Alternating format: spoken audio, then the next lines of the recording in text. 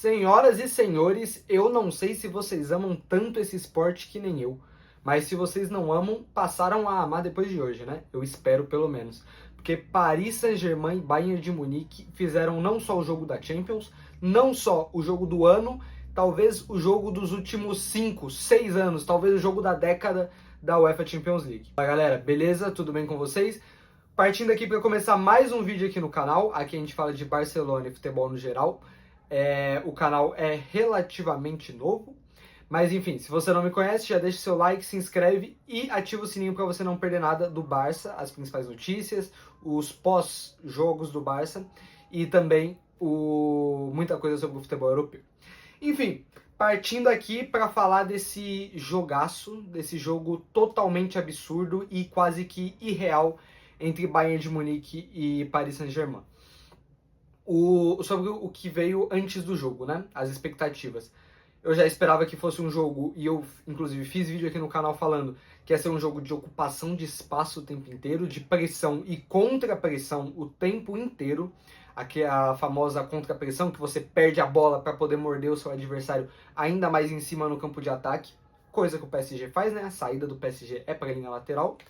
E também eu esperava que, mais do que isso, o PSG seria favorito porque seria um jogo em que, a partir do momento que ambos os times saíssem da pressão do adversário, que, convenhamos, eles têm muita qualidade para isso, eu achava que o Paris Saint-Germain teria não só mais mecanismos, mas também jogadores mais habilidosos na frente.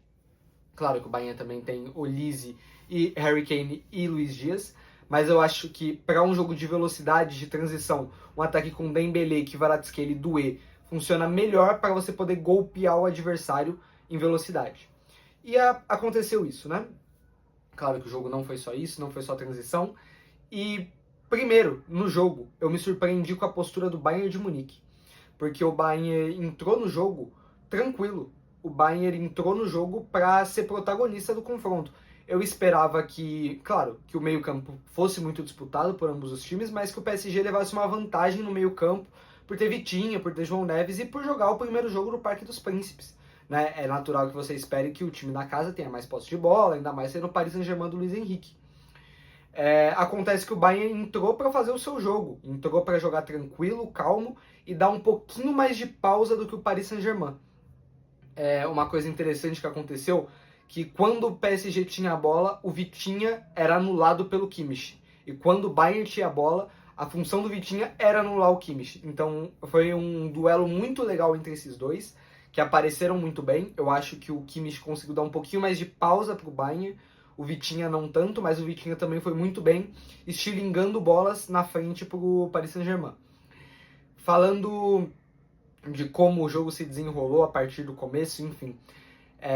Como eu falei, o Bayern queria dar um pouquinho mais de pausa para o jogo. A partir do momento que o PSG subisse para pressionar e o Bayern saísse, o Bayern não tem laterais e pontas com características de tanto de velocidade quanto o Paris Saint-Germain. Né? O PSG tem Hakimi, Nuno Mendes, Dembélé, Doué, Kvaratskhelia. Então o que o Bayern fazia? A partir do momento que o Bayern passava, é claro que o Bayern também tentava velocidade, também tentava contra-atacar, e a partir do momento que saía da pressão, mas o Bayern dava um pouquinho mais de pausa, colocava um pouco mais o ataque posicional em jogo, muitas vezes tirava o Olise da ponta para vir construir no meio, e é assim que saiu o golaço do Olise, inclusive. Enfim, e em contrapartida, o PSG queria, a partir do momento que o Bayern subisse, a todo momento o PSG buscava ferramentas de sair da pressão, já estilingando bola na frente, já estilingando bola nas costas. O Kvaratskhelia e o Doué, e o Dembélé também, eles são insuportáveis e completamente imparáveis, porque eles não guardam posição. Eles são... O Marcelo Becker, na transmissão da TNT, falou que o PSG joga com 3 falsos atacantes, um falso 9 e 2 falsos pontas, e é verdade. O Doué, a todo momento, puxava o seu lateral, a sua marcação, né, individual, para dar corredor para o Hakimi. O Dembélé, a todo momento, puxava os zagueiros do Bayern de Munique. O Pamecano não sabia se dava combate no Dembélé quando ele voltava ou se esperava. E o Kvaratskhelia fez mais um jogaço para mim, é o atacante mais constante do PSG na temporada. E que, inclusive, para mim, se o PSG ganha a Champions com esse nível de atuação do Kvaratskhelia, ele tá forte na briga para ser o melhor jogador da Liga dos Campeões. O Bayern abre o placar, né? Depois o PSG consegue uma ou duas boas chegadas, o Dembélé perde um gol completamente inacreditável, o Kvaratskhelia empata e o João Neves vira. A partir disso, o Bayern vai lá e faz mais um, e o PSG mais um. É um jogo tão bom, que teve gols de todas as formas. Teve gol de pênalti, teve gol de bola parada, teve gol de escanteio, teve gol com bola rolando de fora da área, teve gol de dentro da área, teve gol de contra-ataque e gol de jogada construída.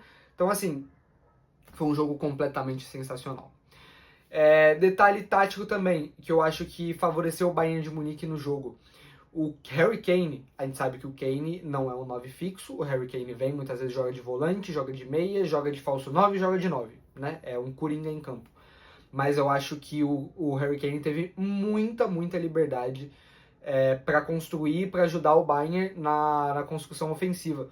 Tanto que o gol do Luiz Dias, o gol do 5-4, eu ainda vou chegar lá falando cronologicamente do jogo, mas o gol do 5-4 sai de uma bola sensacional do Harry Kane, que estava completamente descolado da marcação no meio campo. Então quando você tem um 9 que atrai a marcação dos zagueiros, mas que os zagueiros ficam no meio do caminho, ou nem dão o bote e nem guardam posição, é tudo que o adversário quer com um, entre aspas, falso 9, né? E, enfim, voltando a falar do jogo cronologicamente, o PSG consegue o 3-2 logo no intervalo, e o PSG volta para o segundo tempo com o Bayern um pouquinho desatento, e no que o Bayern piscou, o PSG empilhou gols. O PSG chegou a mais um gol com o Kvaratskhelia, depois com o Dembélé, e a eliminatória ali parecia quase morta. Se você fala que o PSG vai levar um 5-2 para a Alemanha, papo de falar que o Bayern de Munique está morto, né? Mesmo com toda a capacidade do Bayern de Munique, um 5-2 é muita coisa, é muita montanha para se escalar. E aquela altura do jogo, à medida que o Bayern subia mais, subia sua linha, subia a pressão e tentava manter a bola no ataque, à medida que o Bayern subia, o PSG contra-atacava a altura. Então era um jogo que estava mais pro 6-2 do PSG do que pro 5-3.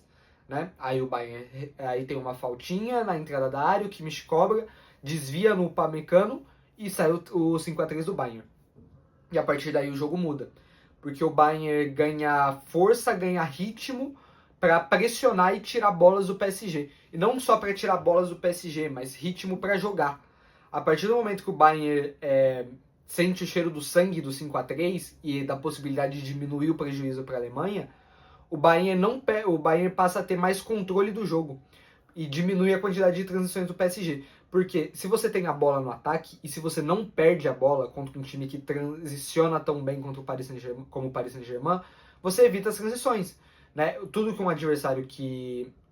um time que quer pressionar alto, quer jogar no campo do adversário tem que fazer é ser cuidadoso para não perder tantas bolas e atacar com qualidade. Tudo isso o Bayern fez. Foi um jogo interessante do Luiz Dias, que eu acho que não tinha ido tão bem na eliminatória contra o Real Madrid, achei que tinha sido displicente em alguns momentos, embora tenha feito o gol na Alemanha, um gol decisivo, diga-se de passagem. Hoje contra o Marquinhos foi muito bem, não só pelo golaço que fez, mas também porque foi um pesadelo na vida do Marquinhos, né? Todos os atacantes foram um pesadelo na vida da defesa adversária.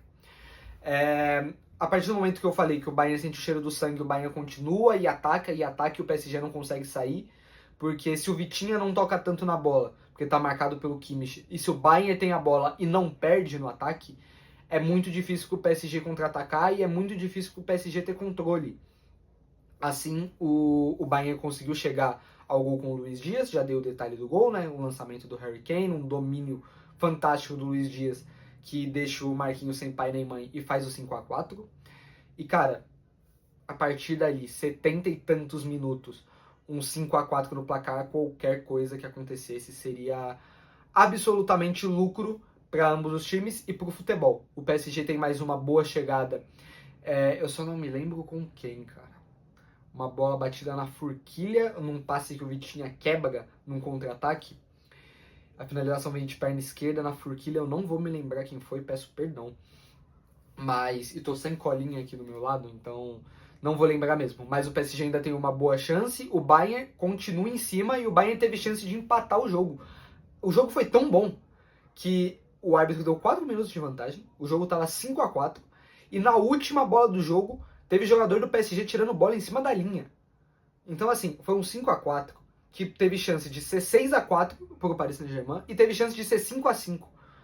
Se tivesse um 5-5 ou um 6-4, o título desse vídeo seria 10 gols para um jogo nota 10.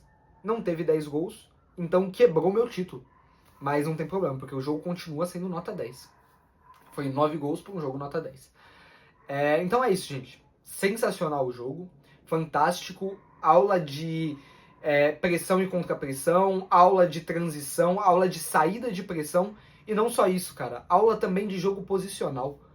Se a gente tem um jogo posicional catedrático com o Pep Guardiola, com o Barcelona um pouco menos catedrático hoje, todo o que o Kompany e o Luis Henrique vem fazendo no Paris Saint-Germain e no Bayern é fantástico. É fantástico porque é não só um jogo posicional, mas é também um jogo de associação, é um jogo de saída de pressão, é um jogo em que as movimentações estão no mesmo nível de importância que é o ocupamento de espaço. A ocupação de espaço, perdão. O princípio do jogo de posição é a ocupação de espaço, cada um na sua posição, e a partir daí se movimenta.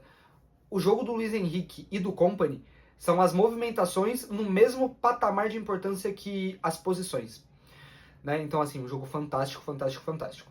Sobre o panorama para a Alemanha na semana que vem. Tudo em aberto, né, gente? Vocês não vieram aqui achando que eu ia falar que vai passar, né? Eu acho que o PSG era favorito antes do confronto e agora sai ainda mais favorito.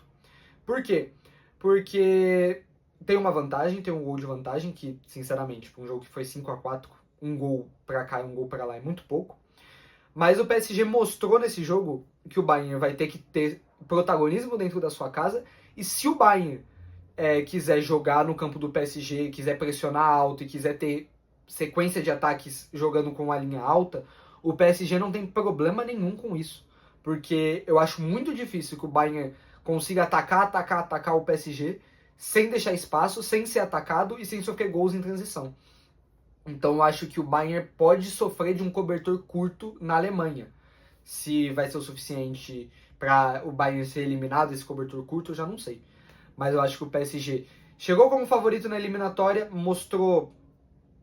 ambos mostraram muito futebol e o PSG segue como favorito com uma pitadinha a mais de favoritismo para decidir na Alemanha pelo gol e pelo encaixe de jogo. Mas é isso, pessoal. Antes de terminar o vídeo, eu queria mandar um salve para um amigo meu que foi para Barcelona recentemente e me trouxe um cachecol do Barça. Vai fazer parte do meu cenário aqui, inclusive. Não sei se dá pra ver direito, mas é um cachecol do Barça. E o nome dele é Pedro. Queria mandar um salve pra ele. Pedro, tamo juntasso. Beijo no seu coração. E é isso, pessoal. Grandíssimo jogo de futebol, grandíssimo espetáculo. E a mensagem aqui é clara. O futebol é isso aí que a gente viu hoje. Se tentarem te falar que o futebol é ou qualquer outra coisa que a gente assiste nos finais de semana aqui no Brasil, é mentira, tá? É o futebol 1.